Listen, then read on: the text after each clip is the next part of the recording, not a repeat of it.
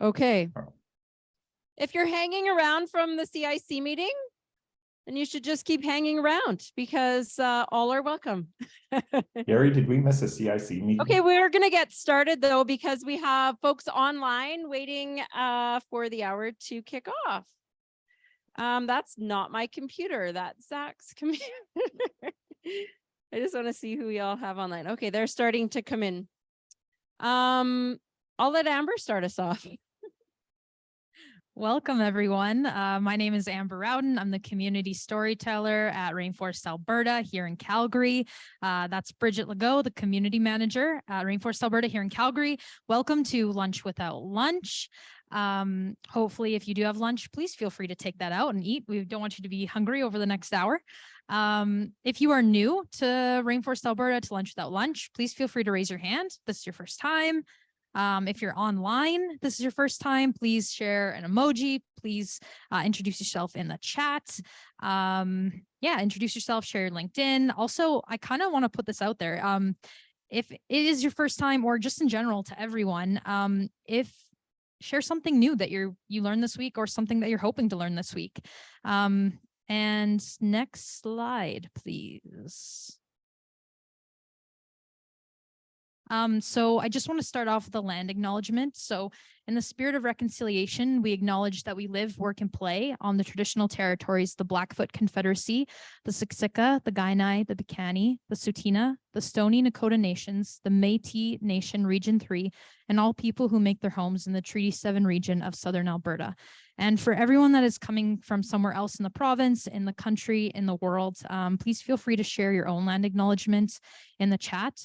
I was at an event last night, and something that really resonated with me was to, I encourage you to please do research on the land that they're living on, to really bring reconciliation to yourself and to others. So next slide, please. So before I play the video, I just want to share that Rainforest Alberta has become a thriving community of entrepreneurs, innovators, builders who support each other on their innovation journey.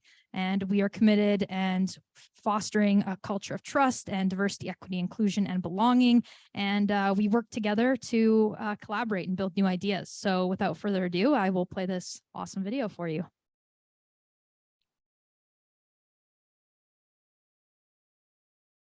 What does it take to realize an idea?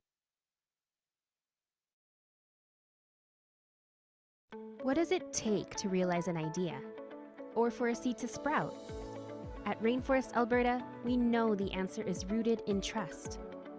Traditionally, Albertans have cultivated their ideas in established systems. Inputs that don't fit these systems are weeded out. Opportunities for growth are missed. But now, Albertans want a dynamic landscape that can evolve organically, like a rainforest. At Rainforest Alberta, we believe a culture of trust is the fertile soil where ideas grow. Our budding innovation ecosystem is a network of relationships pulling each other up as they push forward in their own field. Trust breaks down barriers. An open, inclusive network increases collaborative innovation. Successful breakthroughs inspire new ideas. A cycle begins. Rainforest Alberta is a movement to amplify trust by cultivating honesty, inclusion, and accountability. How? Our social contract holds us accountable to demonstrate trust across the province. We meet to have honest conversations around collaboration. This leads to more inclusive spaces for everyone to fearlessly build new ideas together. By raising the standard of trust, Alberta's ideas, talent, and resources can be evergreen. Visit rainforestab.ca to sign the social contract and start growing together. So we use 6 pillars to guide our actions and conversation, and this is seen throughout our scorecard assessment each year. So we just did our scorecard assessment in February, I believe, January. Seems like a while ago, but it was very, very recent. And we measured these 6 pillars.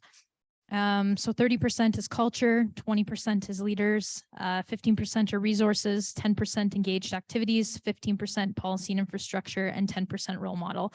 And not only do we use these 6 pillars to guide our conversations and actions, but we use the scorecard assessment to assess the strengths and weaknesses within Calgary's tech and innovation ecosystem, how we can improve, where the opportunities are, and how we can improve for this year and the following year. Without further ado, I'm going to pass it on to Bridget, who is going to do the rest of the introduction. Thanks, Amber. I'm Bridget Legault, Community Manager with Rainforest, and there's a lot of activity online, so that's why I'm tapping away on my laptop. 35 plus people there, so that's fantastic. For those of you who are online, we do strongly encourage you to try to make it out in person from time to time. We do try to do hybrid events as much as possible to make it as accessible to everyone, but also provide this opportunity for in-person connection. And that's what Rainforest is all about, is increasing those connections and collisions.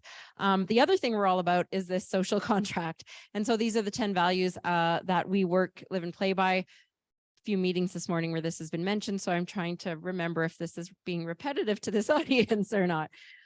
Diversity is the #1 value. We do a lot of work at the ecosystem level around diversity, equity, and inclusion with our fellow friends in the ecosystem. And the others you can read, but generally speaking, it's a giver's gain mindset that we like to promote here in the rainforest. So we all get ahead when we give freely and help each other and build each other up within the ecosystem. So check out the social contract through that QR code, sign it if you have not already. And once you do, you should receive a welcome email that provides all sorts of resources, but we do have challenges with our system, which we're looking at rebuilding. But if you don't get that onboarding email, just reach out to Amber or I, and we'll provide you with all the resources you need to actively participate in the community. So we'll go to the next slide. Thanks, Michael. We do have our digital platform powered by Inkly. So this is the new digital rainforest. We're starting to build out, or the Inkly team, who's a startup that are based out of Victoria and Calgary, are starting to build out some cool features. They're not live yet, but you will see them soon. You'll start to see some more content put onto that platform. And if you'd like to share some of your own content, events, activities, just things you want to share with the community, send it to us and we can help throw it on the Inkly platform. There are over 340 some folks on the platform. However, we are not seeing a lot of questions being asked on the platform in recent days. When we kicked off, we had quite a bit of buzz and activity, and things have plateaued a little bit. So we like to be open and transparent with the state of things. And we really encourage you all to use the platform, be vulnerable with your questions, because quite often, if we have a question, other people in the ecosystem are wondering similar things, and it can really help move your journey forward if you just ask. Hashtag just ask. The other piece to the Inkly that I wanted to chat about was escaping me at the moment. Oh, the anonymous feature. I think next week we will have an anonymous feature. We have had feedback that folks don't necessarily want to share their identity when they ask a question, and that's totally okay. So Inkly's working on that feature now, which should be live late next week. And then there will be an opportunity to unveil your identity after you've made connections through asking your question. So you ask your question, nobody knows who you are, a few people answer. If you want to further connect with those people, you can say, oh, by the way, I'm Bridget, and I'd really like to connect with you on LinkedIn or in person for coffee and chat about this question further. So the idea is to use it as a springboard to keep building connections and collisions in our digital world. So we'll go ahead to the next slide. Making the most out of lunch without lunch. Do we have that slide? Oh, that's all we got. Did we already do that? We did not already do that. Okay, to make the most out of this hour, if you are online, you know how Zoom works. Use the DM feature. Don't be shy. Cold DM people on there. Ask them if they want to connect after the session. If you've checked them out on LinkedIn and they're of interest to you. If you're here in person, obviously we'll have networking time at the end of the hour. And we ask that you approach questions to our presenters with curiosity and empathy and generosity. If you're participating in Rainforest Rainforest Circles, 7-week learning experience that many of us are undergoing right now, you will learn that you will learn all sorts of ways and tactics to approach your leadership and your professional existence, shall we say, through this lens of generosity and empathy, and we'll practice that here today. So I'm going to turn it over to a good friend and community builder, Zac Novak, who's here from the CITI community. He's built this community over the last few years to a thriving one, and he's going to share everything that they're up to. For those of you in the chat, feel free to throw your questions there and we'll relay them over to Zac. I don't know if we have the functionality today for you to unmute and speak to us, but it's no big deal if we don't. Just throw your questions in the chat, and we'll probably have time for a proper Q&A after too. All right. Thanks, Zac. Hello. Yes, Bridget and I are besties for sure, because we're both community managers. So thank you, Bridget. My first Rainforest meeting was almost 5 years ago. It was the 100th meeting. They did it at the East Village.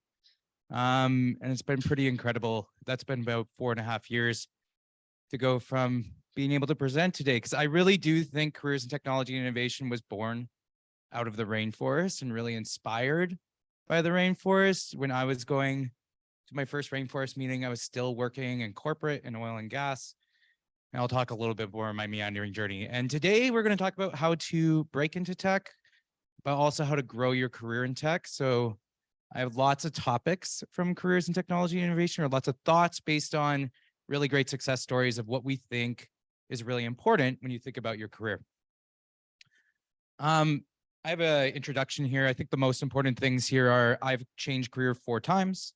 I went from finance to oil and gas to a coding boot camp to product management, and now community manager, kind of in an entrepreneurial way. And the other thing is, what's really relevant today is I founded Careers in Technology and Innovation, or CITI. And we're all about helping people, which I think might be our next slide, experienced professionals find and grow fulfilling careers in technology and innovation. I think a really important word here for us is it's really about fulfillment. People don't do big, large career progressions in their life if they're if they're willing to not settle in their career. It's much easier to just follow that linear path like I was doing. But really to think about what's going to truly fulfill me in my work so I get the most out of it. So that's what we are about, and that's what we started. And we're a supportive talent community. Most of this presentation is not on what CITI is, but it's more about approaches you can take away to grow your career. But essentially, we're an online community that supports each other as we navigate career. And we started as a meetup on Slack, on a LinkedIn post. And now we're a community of over 200 members. We do around 20 events a month for our membership. We used to be kind of a weekly thing. We have resources, we have advisors.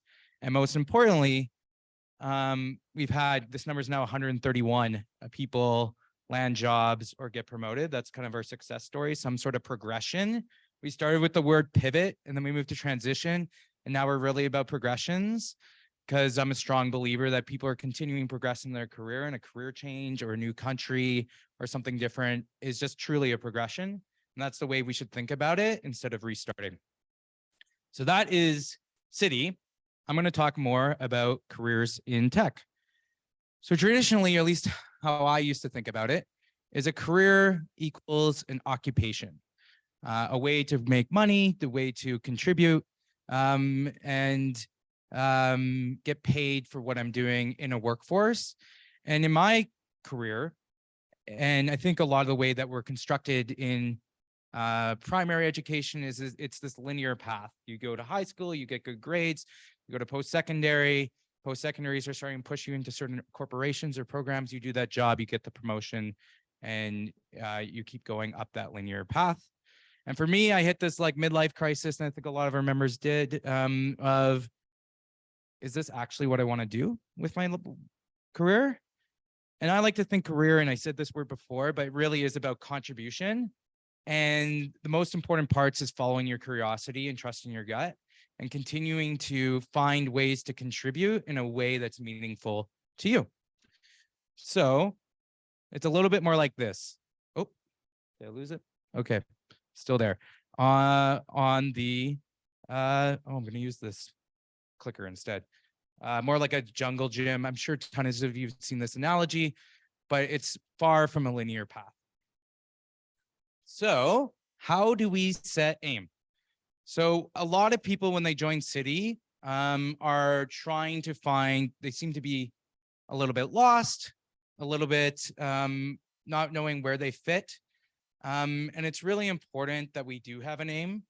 Those that really figure out their aim and figure out their niche have a lot more success in our community. So how do we do that? I'm a big believer in a compass. So a compass is different than a map. A lot of us in our careers are looking for a map. What's my next step? What should I do next? And instead, since it's no longer linear, what you really need is a compass to say, am I facing north?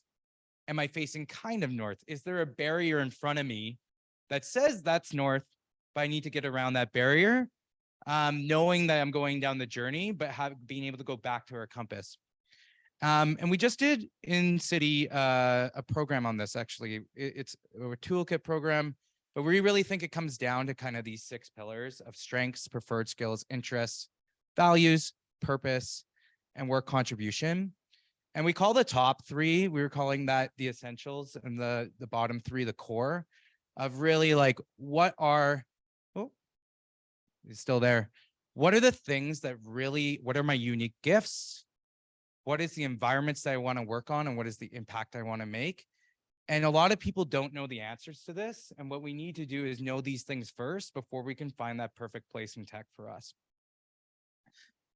But what are we looking for in a career formula? So this is the career formula that I have come up with, but going through people is like, if you have these 3 things, you're likely going to be fulfilled in a career. Your strengths are leveraged in the role. So those are your unique gifts. Your values are aligned with that culture, and that your purpose is brought out in the mission of the organization. And we have a lot of immigrants that join our community, and a lot of them say it's really frustrating when companies ask, why do I want to work there? They should be telling me why I should work there. And I say, you just have to answer this question. And if you can't answer this question, well, you probably don't want to work there. So it really comes to 3 things. And often we focus too much on our skills and our strengths in the role, and we don't think as much around the impact we're making and that values alignment. So that's the start. You have to figure out who you are, your strengths, your preferred skills, interests, values, purpose, work contribution, which is taken from Brian Palmer, one of our members that's a career coach, about audience intent and environment. So who do you want to help? How do you want to help them? In what way do you want to, in what environment? But if you can start finding that match between an occupational profile and a career, then we can talk about what are the steps in order to get that career.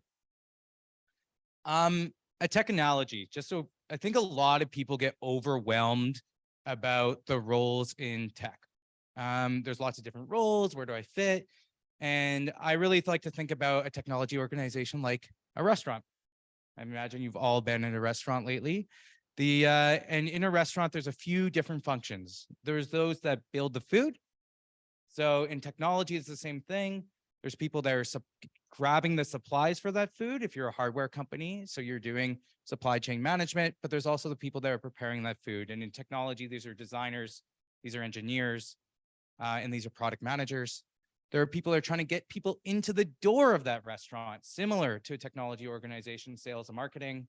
There are people who are trying to make sure you have a good time in the restaurant and expand and get you to buy more, which is customer success. And then lastly, those are the back office that's supporting that function. So there's HR, finance, et cetera. And that can be seen in these 4 buckets: build, sell, expand, support. And you could actually look at it through an org chart format. So you have the CTR, COO, CFO, and there's really great resources if everyone wants that goes through these things. But knowing where you fit as a role can be really helpful in landing that role quickly, because you have to package yourself up as a solution. So if you found that role by talking to people, doing that work and doing discovery interviews. And we'll talk about that more, of talking to people in tech. What happens with the majority of the people that join Citi is they're doing two things. They are applying to jobs and they are taking courses and credentials. And we think there are a few other things that are really important in order for you to have both a chance at breaking into tech and growing your career. And typically they're missing one of these three things. First is delicious pie. I just learned about this recently from Bridget's friend, actually. And pie is an analogy, PIE, for three things: performance, image, and exposure. And this really stuck with me because one of our big things I'm going to show on the next slide is really relevant to this. In our career, we often over-index to performance. But based on this is a framework by someone on the internet, and I don't know how scientifically proven it is, but it really stuck out to me. Only 10% of career success is based on how well you do your work. I is image. Image is about what people think of you or perceive of you, positive or negative. 30% of your career success will be based on image. And then exposure is the last one. And according to this formula, 60% of your career success will be based on just how many people know you and how many times they see you. And for us, we really come down to the first thing we want to talk about is personal brand. Luckily, you've already done that work on your compass, and your personal brand is all about how do you continuously show up as yourself in an environment, in an industry, and how well do you be promoted. The number one thing I tell the Citi members, well, maybe not number one, but one of the things is the best people in career are known for something. It's something that they're really passionate about.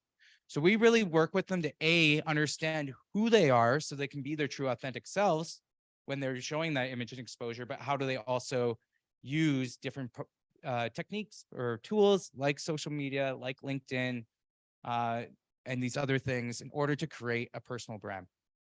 This is often a place that people aren't thinking about, especially when they join Citi. Next is actively building. The, what's the word? It's like the tutorial death spiral or something, I think they say. People continue to take courses and credentials, but what they need to do is actively build projects. And projects can be everything from building applications to creating a blog, or in some cases, we have a lot of immigrants in our community. It should be finding groups to mentor and show that leadership experience. It's the thing that the recruiter and the interviewer is saying, okay, you don't have the tech experience, you don't have the Canadian experience. That's where we should be focused on our projects outside of our normal coursework or work. So building projects. What are you building outside of work? How are you actively learning? Again, both for personal brand and projects, the most successful people in their career when they have their job have projects outside of work. They're building that brand. So we don't think that's any different if you're in your job or outside of your job. How are you actively contributing? And third is networking. I think everyone knows this pretty well, and everyone joins Citi looking for a network. But it really is about building meaningful relationships with others, and how can you learn? So the questions you would ask yourself is, what can I learn from others? How can I help those people? And over time, the most important thing you can do is move from the outside of the ecosystem to the inside of the ecosystem by connecting others in that ecosystem. As soon as you're a node that has connected other people, you've essentially moved that much closer to the middle of the ecosystem. And I think a lot of people overthink networking. The biggest thing is about building that relationship.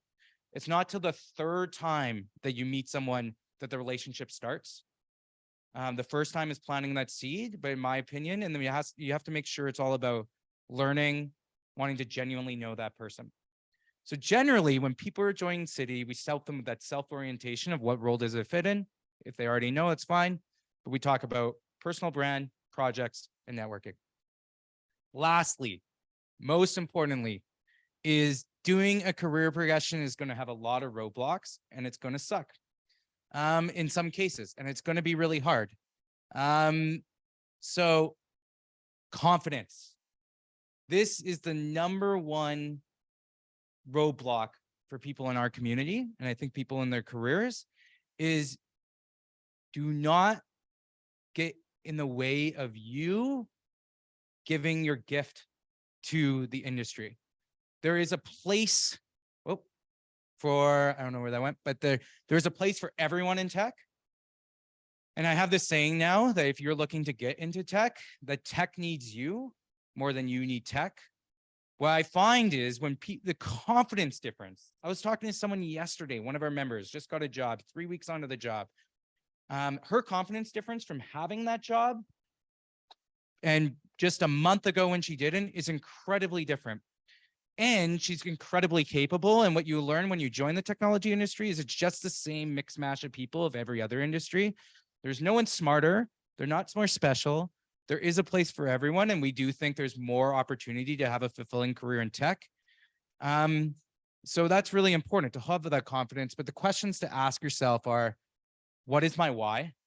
And we just did a session last night on different paths into tech. So there was someone talking about a boot camp, self-study, and a master's program. And they were talking about how they got through their struggles. And most of them was just, I don't want to do what I was previously doing. I want to do something more fulfilling, but having a true why is helpful. And surrounding yourself with others that believe in you. And Rainforest, Alberta is a great place to do that. We also try to do that at CITI. Lastly, I think this is my last slide, is that you got this. I think that anyone can find a place in the technology and innovation community and work there. Just continue to focus on what is my brand? Who do I stand for? How can I actively build to learn and build meaningful relationships with others? And just, be nice to yourself, care for yourself, and you'll get there. And I will open it up for questions if we have time. Bridget? All right. Go ahead, Marty.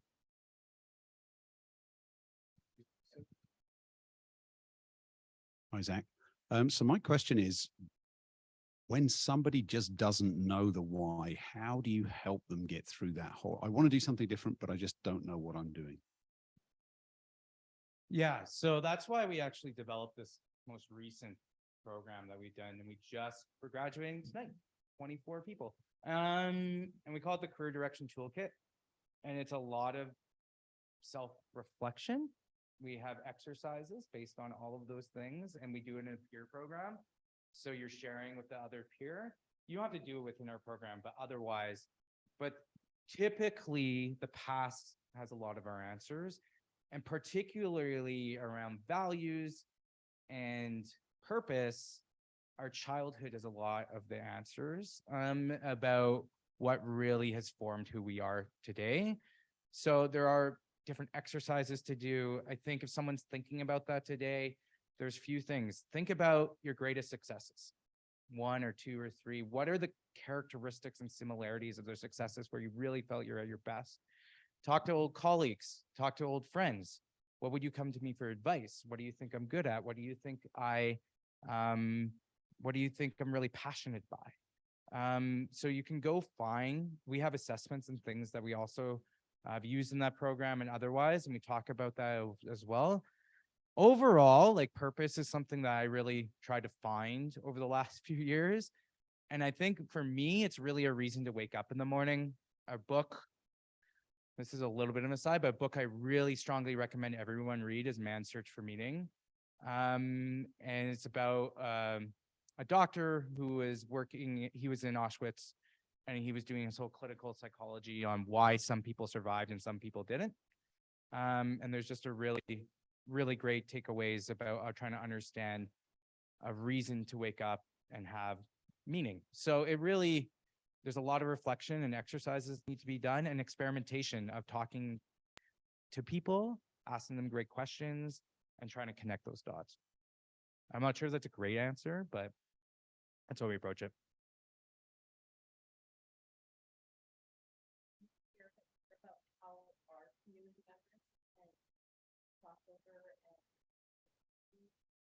There are a few ways. One, we're always looking for members. We are a paid community. So if you're looking to do a career progression, we're also looking for speakers. So we do stuff like Rainforest all the time, 20 times a month. So if people want to come in, we also have advisors. So these are people that have been in technology for a significant amount of time and really passionate about helping others with their career progression. And lastly, we're looking for companies that want to hire our members. So we're building partnerships and relationships with those companies, and more of the those relationships are structured. We also do a great event thanks to the CIC, who's funded, and our last one's in June, where we bring the tech community together, including companies. So if companies want to be there or you want to join. So we do public facing events as well. Yeah. So those are the main ways.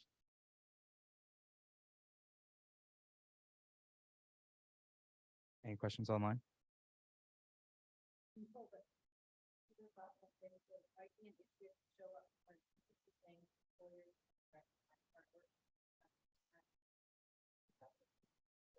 Performance, according to career success, career success is based on 10% performance.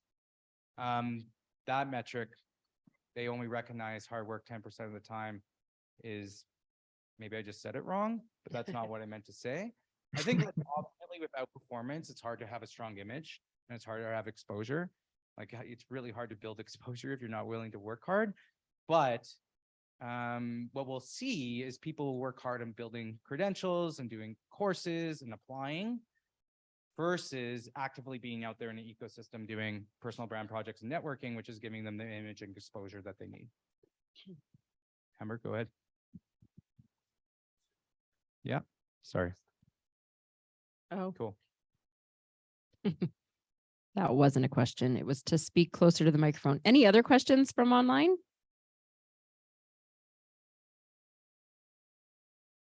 We are growing 3 ways. That's a great question because I've really been thinking about this.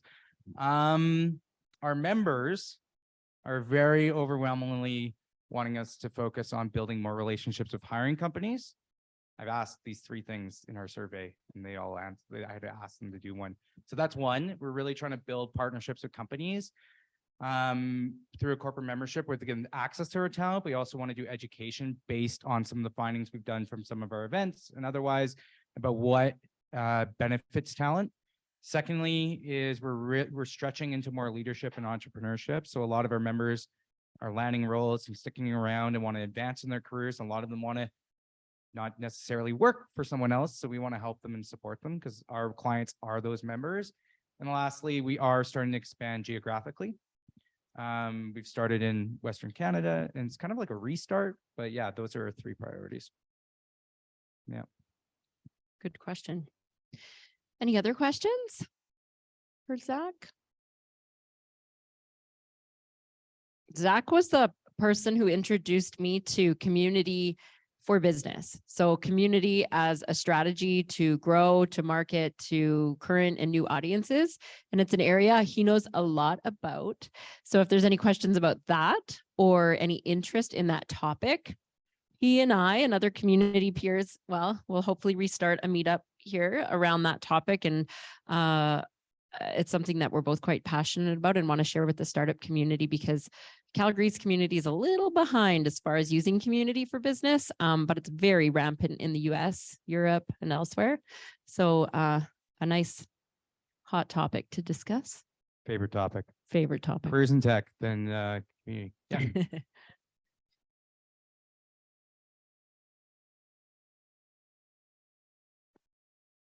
Community for business.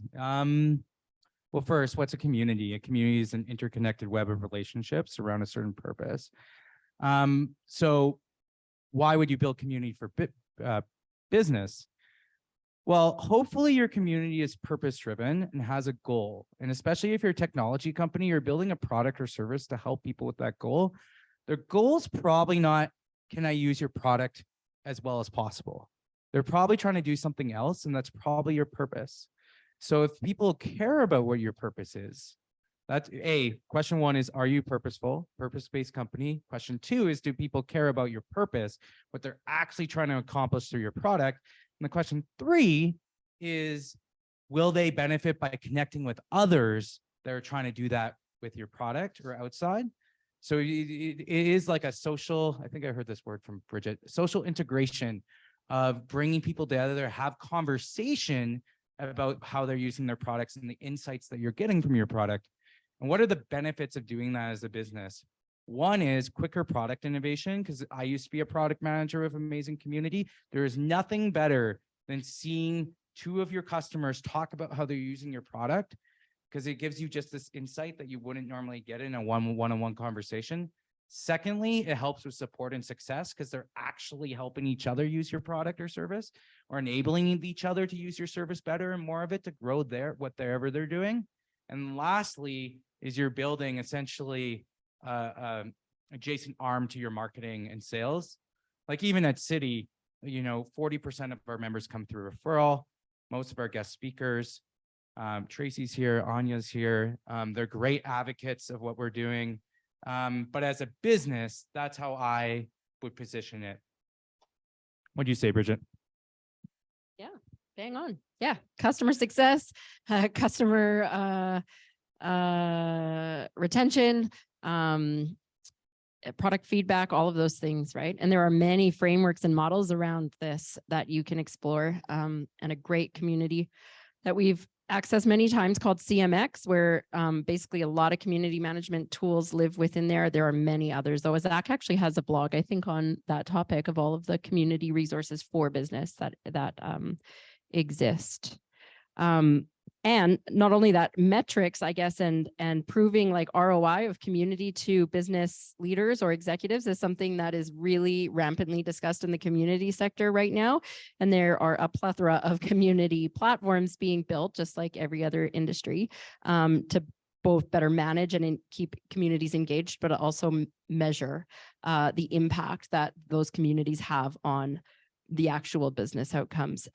Inkly is one of those community platforms, however, is much more purpose-driven and is part of the reason we chose it at Rainforest. Spontively is another Alberta-born one that we had looked at, and they've now moved to the States because, again, Canada's a little behind as far as the understanding of the value of community for business. And they have early adopters like Airbnb and SalesLoft on their platform now. So like the biggest, if you think of any company, big brands that you're engaged with, Nike, IBM, Microsoft, you're taking part in their communities every time you're on their forums or, in their online communities. So yeah, it's a fun topic, but that's not why we're here.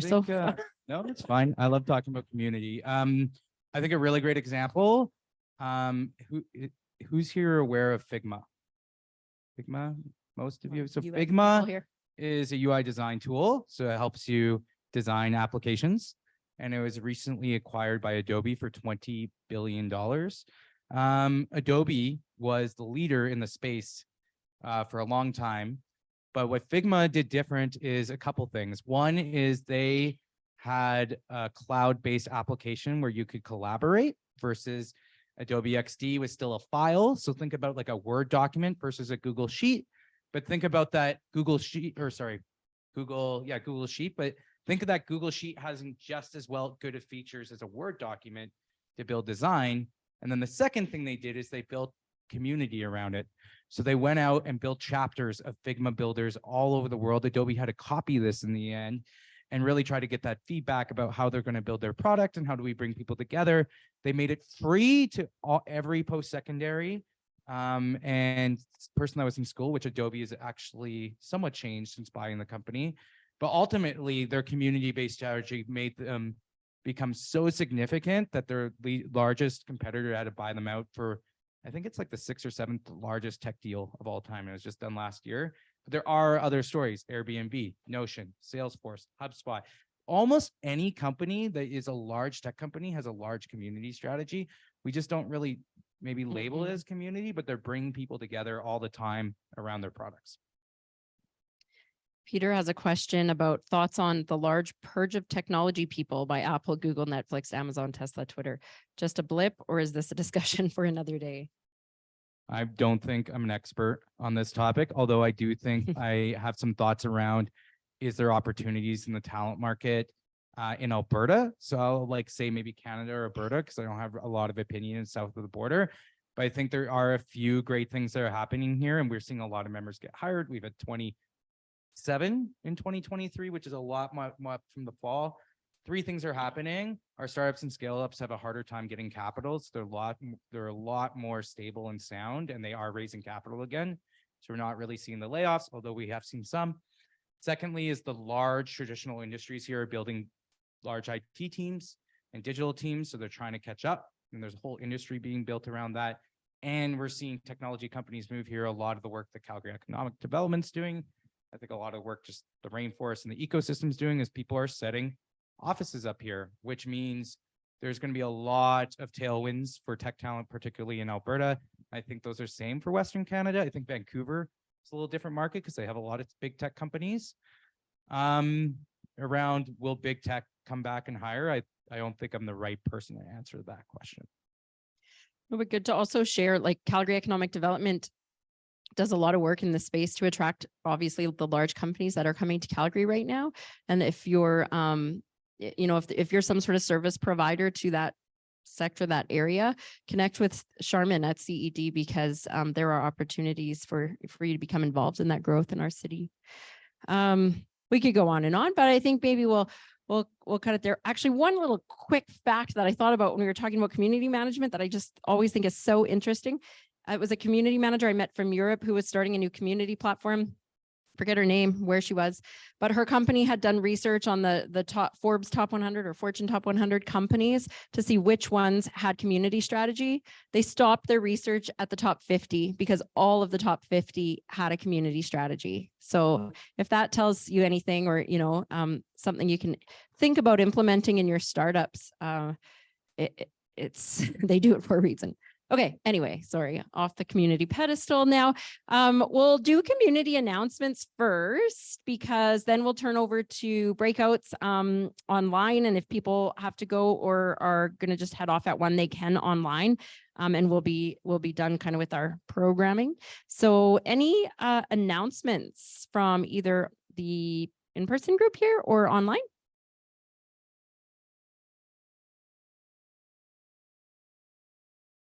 Never this quiet. Amber has an announcement. Yeah, I just want to say that next week for Lunch Without Lunch, we will be doing a Rainforest Circle takeover. So if you're interested in learning what Rainforest Circles is all about, what we've been doing, what we've been learning, if you're curious about that, that'll be happening virtual next week. And then the week after that, we will be here in the Investors Lounge at Platform Calgary, and we'll be hearing from Tacit Edge and what they're up to. So don't miss the next 2 sessions. And then the one after that in May will be at Innovate Calgary. So come check it out. Please try and make it in person. They're a lot of fun. And I think that's all I have. Oh yeah, the podcast, the Leaders Innovators Big Ideas podcast. We know all of you have awesome stories, or you know someone that has awesome stories. So please host the podcast or be a guest on the podcast. We would love to have you on. That's it for me. Does anyone else have any announcements?